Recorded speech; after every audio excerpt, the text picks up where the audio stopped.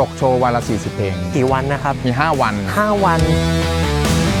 แอมพังมาไม่รู้กี่ตัวแล้วหลอดแตกก็มีอะไรเงี้ยปรับแผนเลยน้องเก่งก็เลยแบบว่าชวนมาดูแลครับนี่เขาก็เลยจัดการเซตอัพให้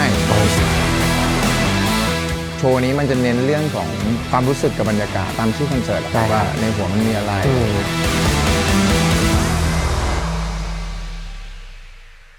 กลับมาแล้วนะครับกับ CT Music on Tour ซึ่งวันนี้เราได้มาบุกนะครับที่คอนเสิร์ต Potato Head นะครับพิเศษมากๆครับในวันนี้เราจะมาพูดคุยกับพี่หั่ง Potato ของเรานะครับว่าอุปกรณ์ที่ใช้ในคอนเสิร์ตครั้งนี้เนี่ยมีอะไรกันบ้างถ้าพร้อมแล้วเราไปคุยกับพี่เขากันเลยครับสวัสดีครับสวัสดีครับแม็กสวัสดีครับสวัสดีชาว CT นะครับวันนี้เป็นเกียรติมากๆครับที่ได้สัมภาษณ์พี่หั่งโหเป็นไงบ้างครับกับการกลับมาในรอบ6ปีคอนเสิร์ตใหญ่ก็ตื่นเต้นเพราะว่า6ปีที่แล้วยังดื่มอยู่ยังดื่มเวลาก่อนขึ้นก็จะซัดเข้าไปเพื่อลดความตื่นเต้นตอนนี้พอเลิกกินแล้วเป็นไงบ้างครับไม่ตื่นเต้นหนักกว่าเก่ามันไม่มีอะไรช่วยเราได้ช่วยเบรกต้องช่วยตัวเองครับทีนี้อยากทราบนิดนึงครับว่าธีมคอนเสิร์ตครั้งนี้เป็นในลักษณะไหนบ้างครับจริงๆคอนเสิร์ตมันชื่อว่า Potato Head Concert ก็คือหัวมันอะ Potato Head จุดเริ่มต้นมันมาจากก็คือพี่ปั๊บแหละเขาอยากพบปะแฟนเพลงตอนแรกเริ่มจากแบบอยากมีตติ้งแล้วก็ไปคุยกับทางบริษัทอะไรเงี้ยแล้วก็กลายเป็นว่าคุยไปคุยมาก็บอกไหนๆจะจัดแล้วก็จัดเป็นคอนเสิร์ตใหญ่ไปเลยอะไรเงี้ยแต่ว่าภาพในหัวเขามันอยากแบบให้มันใกล้ชิดก็เลยแบบว่าไม่ได้เลือกสถานที่ที่มันใหญ่มากแล้วก็ให้มันกระทัดรัดแล้วก็เหมาะกับสิ่งที่มันอยู่ในความคิดเขาคือพี่ปั๊บเขาเป็นคนชอบไปท่องเที่ยวแบบพวกประเทศที่มันเป็นแลนด์สเคปแบบไอซ์แลนด์อะไรพวกนี้เขาจะชอบก็ถ้าเกิดว่าเห็นสถานที่ก็จะรู้ว่าเหมือนมันเป็นคอนเสิร์ตในจินตนาการในหัวเขาอะไรเงี้ยสวยมากๆเลยครับเวทีก็ผมแทบไม่เคยเห็นในไทยมาก่อนนะใช่เป็นยังไงบ้างครับเวทีก็นี่ก็ยังต้องเก็บรายละเอียดเยอะครับก็อย่างที่บอกว่าพอมันเป็นคอนเสิร์ตในจินตนาการในหัวเนี่ยมันก็เลยถูกเนรมิตขึ้นมาเป็นแบบที่เขาอยากได้อะไรมันก็แปลกใหม่ดีคือสมัยก่อนคนทำเวทีคอนเสิร์ตต้องแบบว่าทำให้คนเล่นเดินได้สะดวกเดินง่ายที่สุดแต่ตอนนี้ของเราทำให้เดินยากที่สุดเอาจริงๆนี่เพิ่งมาวันแรกเหมือนกันคือเขาว่าให้เราลองไปเดินมาครั้งหนึ่งแล้วแต่ว่าวันนั้นมันก็ยังไม่ได้แบบครบถ้วนขนาดนี้ก็ไปถึงทำก็เป็นแค่ส่วนๆอะไรเงี้ยเราก็ว่าเดินได้นะแบบมันไม่ได้แบบชันมากพอถึงเวลาพอมันทำขึ้นมาเต็มแล้วอ่ะมันก็ชันได้ครับไม่ทราบว่าโชว์นี้จะมีการแบบเดินคอร์สขึ้นไปบนยอดเขาเลยไหมฮะต้องมีครับต้องมีด้วยเพราะว่าเดี๋ยวตรงนี้เขาจะทำให้มันเป็นเหมือนเรียบไปหมดตอนนี้พอมันเป็นโครงสร้างมันก็จะดูตะปุ่มตะป่ำนิดนึงแต่เดี๋ยวพอทุกอย่างมันพุ่มไปแล้วมันก็จะกลายเป็นแบบภูเขาเนรมิตขึ้นมานะครับประมาณนั้นไม่ทราบว่าโชว์ครั้งนี้พี่หั่งมีโชว์ประมาณกี่เพลงนะครับตกโชว์วันละ40เพลง40เพลงมี40เพลงกี่วันนะครับมี5วัน40แต่ใน1วันมันก็จะมีแบบที่มันมีซ้ำเพลงซ้ำบ้างอะไรเงี้ยถ้าให้เปรียบเทียบก็น่าจะประมาณมีเพลงที่ต้องเล่นในโชว์นี้ประมาณ50กว่าเพลงครับก็ซ้อมบ่อยนะเพราะว่าอายุอานามเยอะแล้วก็ความจำไม่ค่อยดีเท่าไหร่เราไม่มีสแตนเนาะเหมือนแบบถ้าเกิดว่าเป็นสมัยเป็นแบ็คอัพยังมีโน้ตให้อ่านเราก็ต้องจำอย่างเดียวอะไรอย่างเงี้ยมีเพลงไหนที่แบบยากที่สุดที่พี่หั่งคิดไว้มั่งไหมครับจริงๆเพลงก็เล่นอยู่บ่อยๆอะไรเงี้ยหลายๆเพลงก็ไม่ได้ยากอะไรนะครับแต่ว่ายากตรงจำนี่แหละคิวเยอะครับเพราะว่าด้วยการเนรมิตออกมาจากหัวอะไรอย่างเงี้ยเพราะมีตัดเพลงบ้างมีตัดท่อนมีทำอินเทอร์ลูดทำอะไรอย่างเงี้ยเยอะคือผมเป็นคนไม่ค่อยเล่นอะไรยากๆหรอกครับเพราะว่าเล่นได้เท่าที่เพลงฮูบยากไม่ไหวเลยนะพี่จริงๆแล้วอย่างพอมาเล่นโชว์เราก็ไม่ได้เล่นอะไรท่อนยากๆเท่าไหร่อะไรเงี้ยโชว์นี้มันจะเน้นเรื่องของความรู้สึกกับบรรยากาศมากกว่าตามชื่อคอนเสิร์ตนะครับว่าในหัวมันมีอะไรอะไรเงี้ยก็จะไม่ได้แบบว่าเป็นกล้ามเท่าไหร่จะไม่ได้แบบว่าโชว์แบบโหศักยภาพดนตรีขนาดนั้นอะไรเงี้ยถามว่ายากไหมก็ยากตรงนี้แหละครับยากจำเนี่ยแหละครับทีนี้ผมขอเอาใจ FC สายกีตาร์บ้างนะครับไม่ทราบว่าอุปกรณ์ในคอนเสิร์ตครั้งนี้พี่หั่งใช้กีตาร์อะไรบ้างครับวันนี้กีตาร์ก็จะใช้เป็นเจมส์เทเลอร์หมดเลยแต่ก็ได้รับความอนุเคราะห์นะไม่ใช่เหมือนของเราทั้งหมดเดี๋ยวจะดูแบบว่าดูร่ำรวยผิดปกติ เดี๋ยวโดนตรวจสอบ ก็ใช้เจมส์เทเลอร์หมดเลยครับมีทั้ง US แล้วก็มีที่เป็น JTG ก็ถือว่าเป็นรุ่นใหม่ล่าสุดของเขา ใช่ รวมๆแล้วกี่ตัวครับพี่ ประมาณ 8 ตัวครับ คืออาจจะมีสำรองบ้างอะไรอย่างงี้ ถ้า ใช่ไหม สำรองก็จะมีเป็นดอนกอสกับกิฟสัน ในส่วนที่น่าสนใจอีกหนึ่งจุดนะครับนั่น ครับ คือภาคเอฟเฟกต์นั่นเอง ครับ นะ ซึ่ง CT แบบว่า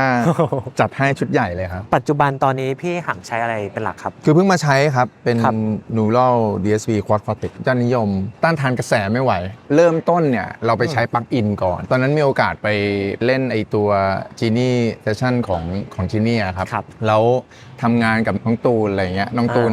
yesterday อะไรเงี้ย อ๋อ เขาก็แนะนำอะไรเงี้ย ครับ เขาบอกแนะนำพี่ลองไปใช้ไอตัวนี้ดูนะอะไรเงี้ยตอนทำเดโมทำอะไรเราก็เลยลองไปเล่นดูโอ้ยเสียงดีเว้ยขนาดปลั๊กอินมันยังเสียงดีเลยนะอะไรเงี้ย ฮาร์ดแวร์แม่งต้องไม่ธรรมดานะแล้วสักพักมาพี่ยอดมาบอกเฮ้ยกูใช้พอแล้วนะอะไรเงี้ยแกใช้มานานแล้วเหมือนกัน ครับ เราก็ยังไม่ได้ใช้อะไร แล้วก็ไม่เคยไปลองด้วยนะ ชอบไปอ่านรีวิวแล้วก็แบบเอ้ยมันยังแบบเป็นดิจิตอลอยู่นะหรืออะไรอย่างเงี้ยใช่ป่ะไม่ได้ใช้เลยจนเริ่มมาเป็นพี่ออฟบิ๊กแอดเป็นคนที่ติดแอม Analog มาก อ่า ก็บอกว่าเรา โอ้นะ เราเคยชินกับการแบบมี อะไร แอมกระแทกหลังนะอะไรอย่างงี้เฮ้ยพี่ออฟไปใช้แล้วอะไร อุ๊ เงี้ ย ยก็เริ่มแบบว่า หวันไหว เริ่มหวั่นไหวต้านทานกระแสไม่ไหว ครับโห จนมาอีกคนหนึ่ง ครับ ที่แบบทำให้เปลี่ยนความคิดที่สุดก็เป็นพี่บิ๊ก พี่บิ๊ก ดอกคือพี่บิ๊กแก ครับ เป็นคนของเยอะมากคือเขาบอกถึงขั้นว่าใครอยากใช้ของอะไรแล้วแบบว่าได้โทรหาพี่บิ๊กก่อน อ๋อ พี่บิ๊กมีอะไรอย่าง มี เงี้ย การแบบตรวจสอบก่อนได้นะครับอัน พอ นี้ เห็น พี่บิ๊ก แก ก็โดนตรวจสอบเลยนะฮะ น่าจะโดนไปแล้วครับ คนนั้นกลตเข้าไปเรียบร้อย คือพี่บิ๊กเนี่ยทำให้รู้สึกแบบน่ามาลองนะอะไรอย่างเงี้ยก็เลยไปลองหยิบมาใช้ดูครับปรากฏว่าใช้แล้วก็อย่างหนึ่งคือเสียงดีครับ ครับ แล้วก็ อืม สะดวกจริงๆข้อ 2 นี่อันนี้ที่สุดเพราะว่าเวลาเราไปทัวร์ตามต่างจังหวัดอะไรเงี้ยขนแอมขนอะไรไปคือ มันต้องใช้พลังงานเยอะ คนก็ใช้เยอะ ใช่แล้วก็ที่สำคัญคือแอมเวลามันเดินทางมันพังง่าย มีความเสี่ยง ใช่ อืม ก็คือพังมาไม่รู้กี่ตัวละหลอดนี่บ้างมีปัญหาบ้าง ครับ หลอดไม่ติดบ้างอะไรเงี้ยหลอดแตกก็มี ครับ อะไรเงี้ยเคยมาแล้วอะไรเงี้ยก็ปรับแผนเลย ครับ แล้วก็ไม่มีแอมเลย อ่า ตอนนี้ก็คือมาใช้แบบไม่มีแอมจริงๆ ผมทำงานเวลาทำงานจะทำงานร่วมกับไซน์เจเนียครับพี่เบิ้ลโปเตโต้ก็เป็นแฟนเพลงน่าจะรู้จักพอดีแกก็เป็นสายอนาล็อกเหมือนกันเป็นรุ่นเก่าเหมือนกัน ครับ ปรากฏว่าพอเอาตัวนี้มาให้แกลองแกก็โอเค โอ้ แกก็ชอบปกติพี่เบิ้ลเอาจริงๆพี่เบิ้ลจะเป็นคนติดไมกิ้งจริงๆก่อนหน้าก็ใช้ไฮลิกสิ่งที่พี่เบิ้ลเขาจะขอก็คือว่าเราจะเซตรีเทิร์นเนี่ย ครับ ไปเข้า เขาพวก power cap เข้า กับ power cap ใช่ไปเข้าตัวที่ใช้ปกติก็จะเป็น EVH แต่ว่าไม่ได้ใช้เสียงจาก EVH นะ ใช้แค่ power ครับ มาแล้วก็ขับออกตู้แล้วก็ให้พี่เบิ้ลไมกิ้ง Miking ตัว อ๋อ ซึ่งแกก็เหมือนติดอารมณ์แบบเสียงกระแทกไม้นิดนึงอะไรเงี้ย ให้มันมีลมมีอะไร ใช่ นะครับ ใช่ใช่มันก็ช่วยให้มันแบบฟังแล้วมันมีไดนามิกขึ้นอะไรเงี้ย อืม แต่กลายเป็นว่าพอเอาตัวนี้มาใช้เขาบอกว่ามันมีตรงนั้นออกมา มัน น มีความ character อย่างนั้นโดยที่ไม่ต้องเจาะแอมจริงๆ ใช่ ใช่ไหม ใช่ พี่ ใช่เขาก็เลยบอกโอเคนะตัวนี้เพิ่งใช้เลยนะ อ่ะ ไอ้จริงๆยังไม่เคยเอาไปออก โอ้โห เขาเรียกอะไรไม่เคยไปออกทัวร์ก็คือเนี่ยพอเราหยุดซ้อมปุ๊บเนี่ยก็พี่จ๊อบเลยพี่จ๊อบเบดรูมเขาก็จัดการเซตอัพคนนี้ก็มีส่วนเกี่ยวข้องเยอะไปไหนแล้วก็ไม่รู้เนี่ยเขาก็มาแนะนำเลยแบบว่าลองไหมพี่ ครับ ลองไหมพี่เนี่ยคนนี้แหละ ได้เคยนี่เดี๋ยวผมเรียนเชิญพี่จ๊อบหน่อยครับ เนี่ยแหละครับโทรหาทาง CT ให้แล้วก็หยิบมาวันนั้น ได้ครับ ตัวไหนกัน ตัวคอร์สนี่ นี่พี่จ๊อบสวัสดีครับ ผมเจอพี่หลายคอนแล้วนะ โอ้ครับผม คือพี่จ๊อบมีบทบาทอะไรบ้างครับกับเอฟเฟกต์ตัวนี้ ด้วยตัวผมเองคอนเสิร์ตเนี้ยตั้งใจว่าจะหาคนมาช่วยเรื่องแบบเซตอัพอยู่แล้วอะไรเงี้ย อืม พอดีพี่เบิ้ลเขาก็เห็นแวบๆว่าเขาไปทำงานที่คอนเสิร์ตโอลิมันเดย์ให้น้องทีอะไรเงี้ยแล้วแบบซาวเราก็ไล่เช็คตาม เช็คงาน เช็คงานนะเช็คของ ต้นประวัติ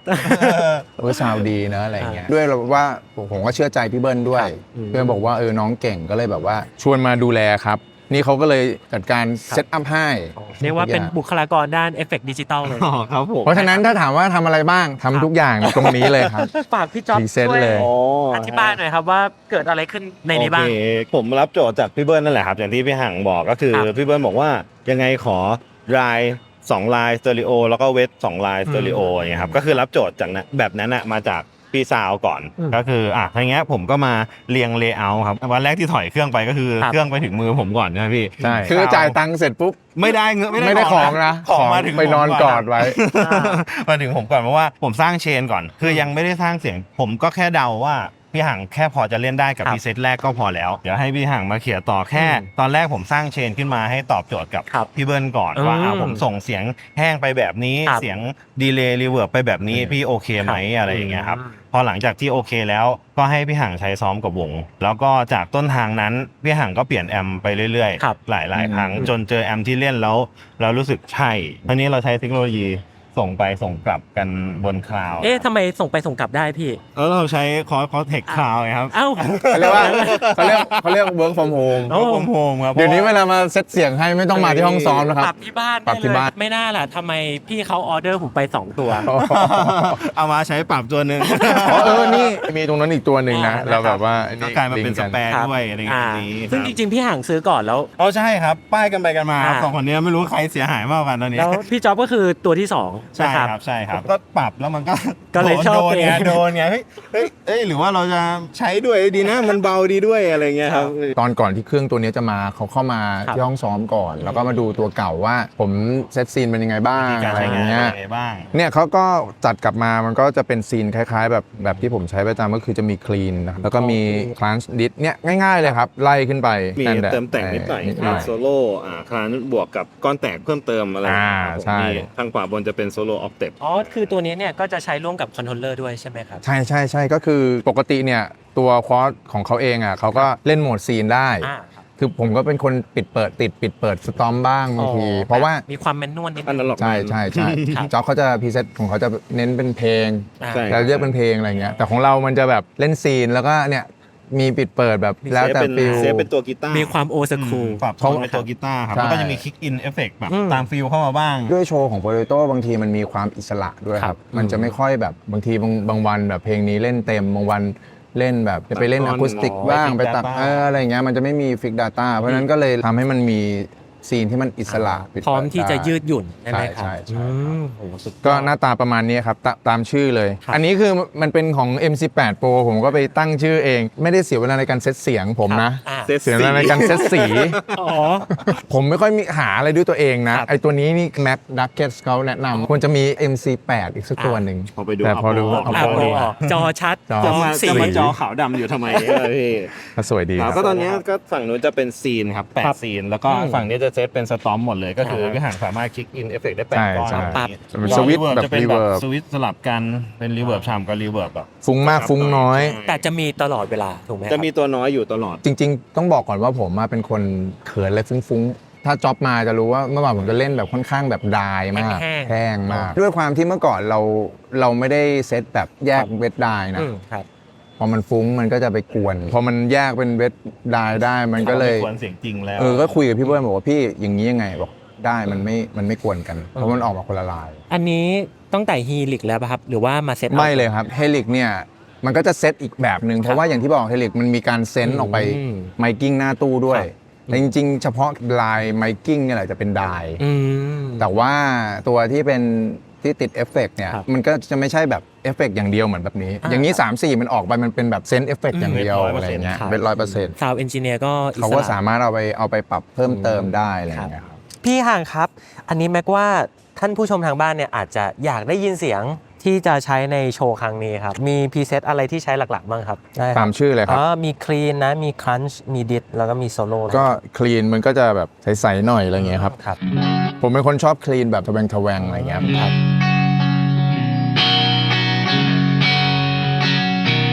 คือแบบว่าให้มันมีทะแวงปลายๆหน่อย เวลาสตัมเพราะว่าเพลงโปเตโต้มันก็จะมีแบบพวกลายสตัมเยอะ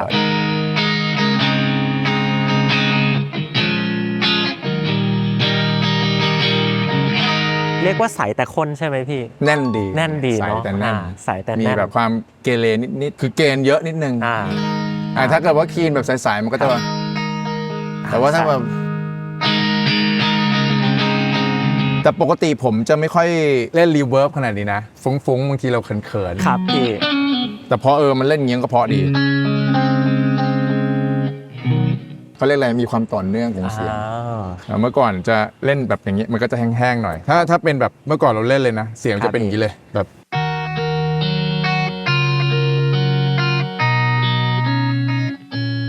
แต่พอจ็อบมาก็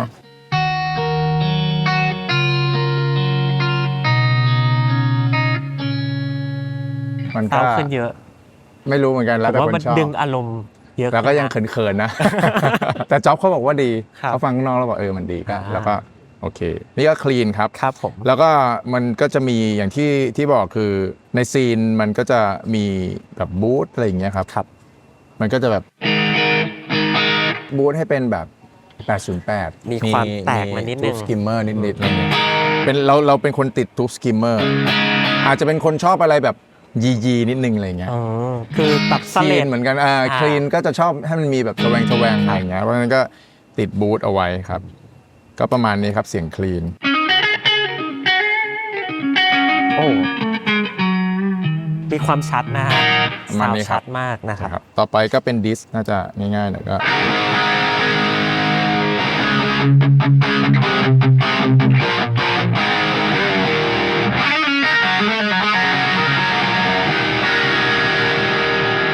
ถ้าอยากได้แบบให้มัน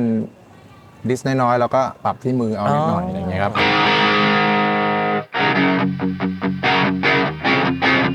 อะไรประมาณนี้ดิส ถือว่ามีความแน่นเหนียว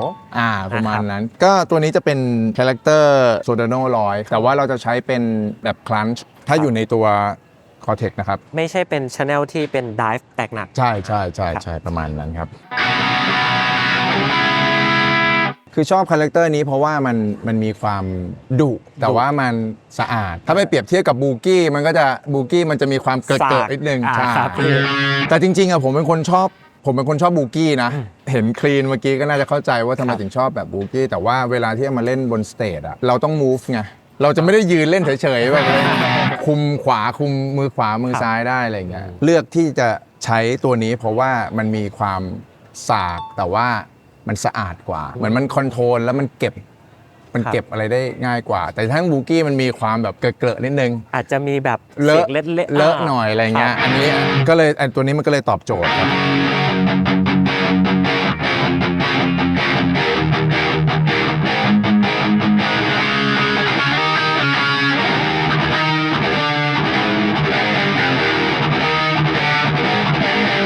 อะไรประมาณนี้ครับ ซาวจะมีความแตกแต่ว่าไม่ได้แบบล้น คิดว่าน่าจะเป็นอย่างนั้นนะ ครับ แต่ปกติผมเป็นคนเกณฑ์เยอะ ครับ ผมจะเล่นเกณฑ์เยอะมากๆอยู่แล้วเลย นะครับ อาจจะด้วยว่าเราเป็นมือกีตาร์คนเดียว ถ้าเกณฑ์น้อยๆ มันก็จะแบบว่าแห้งๆนิดนึงอะไรอย่างเงี้ย ครับ แต่ว่าความยากก็คือพอเกณฑ์เยอะเราก็ต้อง คอนโทรล เก็บ เนาะ ให้ดี เก็บ อะไร ไม่ เงี้ย ให้มันแบบมันเปรอะ ใช่ มัน ถูก ล้นมันเล็ดออก ใช่ มา ใช่มันก็ต้อง ะค แบ รั บมือขวาก็ต้องเก็บขยันเก็บหน่อย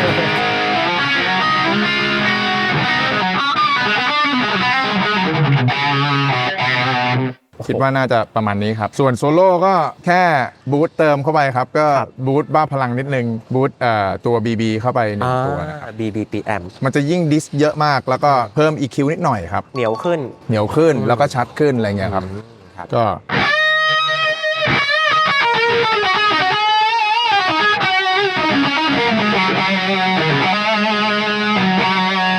อะไรประมาณนี้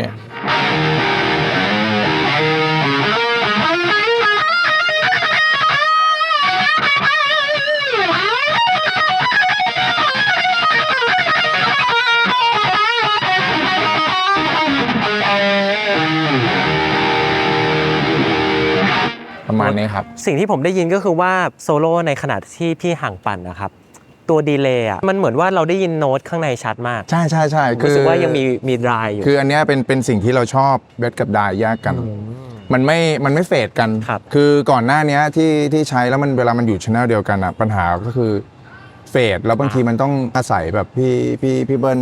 เอนจิเนียร์เขาช่วยแบบหนีแทนหนีหรือว่าอะไรเงี้ยครับเราโชคดีว่าเราเล่นกีตาร์คนเดียวแล้วเวลาอยู่ในสเตจเขาก็จะแพนหนีได้เลยแต่ถ้าเกิดว่าสำหรับพวกที่แบบว่ามีกีตาร์หลายคนก็จะยิ่งแบบโอ้โหนัวกันเข้าไปใหญ่ จาของพี่ห่างก็ประมาณนี้ครับ ใช่ครับ รบกวนพี่ห่างช่วยฝากอะไรกับคนดูที่มาดูคอนเสิร์ตในครั้งนี้หน่อยครับ ถ้าสำหรับคนที่มาดูนะครับก็ขอบคุณนะครับที่สนับสนุนวงนะครับแล้วก็มาร่วมสร้างบรรยากาศให้คอนเสิร์ตมันอิ่มเอมนะครับ